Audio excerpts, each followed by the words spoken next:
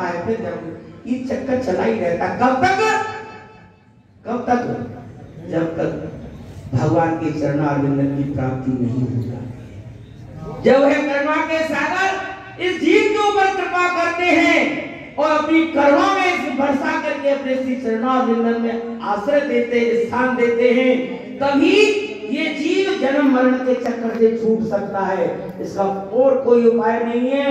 यही गुरुदेव कह के गए हैं और कह रहे हैं, हमारे आपके पीछे बैठे हुए हैं, अरे भोले जीव भगवान का भजन कर, भगवान का भजन कर। माता पिता कुटुंब कबीरा ये तो सब यहीं के हैं। जब नहीं थे तो कुछ नहीं था, जब आ गए तो अपने हो गए। अरे ये क्या है? ये सब झूठा संसार है। इसलिए सभी बोलो, बड़े प्यार से बोलो श्री रामचंद्र भगवान की, गुरुदेव भगवान की। आइए हमारे गुरुदेव के द्वारा आप वचनामृत पाठ करें।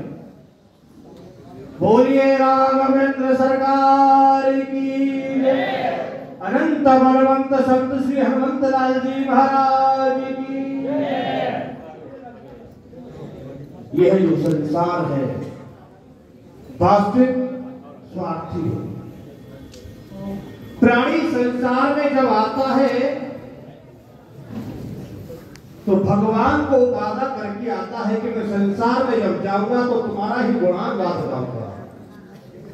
और संसार में जैसे ही आता है भूल जाता है उसको जिसको ये वचन देकर के आता है। जानने लगता है किसको? अपने परिवारी जनों को। जाना तूने जननी को, भाई बहन जाना और आना जाना है।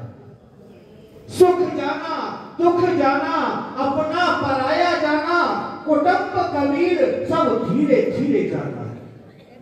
शत्रु जाना मित्र जाना, अपना पराया जाना, अरे जाना नहीं राम को जो संपत्ति खजाना है। सब कुछ जाना फिर भी रहा अनजाना, अरे उसे नहीं पहचाना जिसके पास तुझे जाना है। जिसको हम वचन देकर के आए हैं कि हम तुम्हारा गुणान गान गाएंगे, तुम्हारे नाम का अहर्निश जाप करेंगे, हम भूल जाते हैं उसको और लग जाते हैं अपने परिवारी जनों में।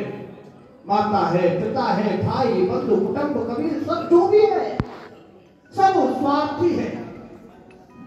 ये स्वार्थ को संसार है।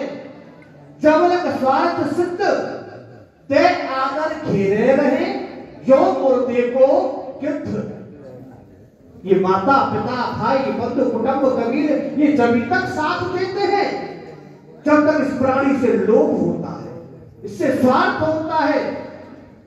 और जब प्राणी कोई कार्य ना करे, अपने परिवारी जनों को ला करके कमा करके ना दे तो स्वार्थ छूट जाता है।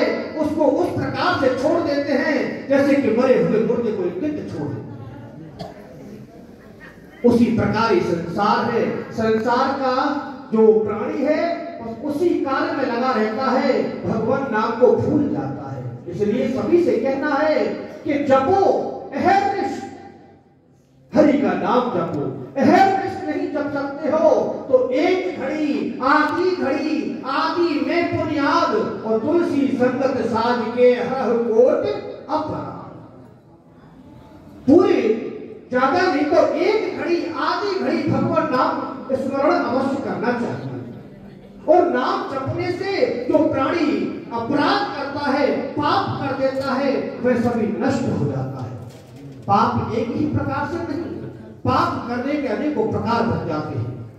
हम किसी से असत्य बोलते हैं तो वो अपराध हो जाता है।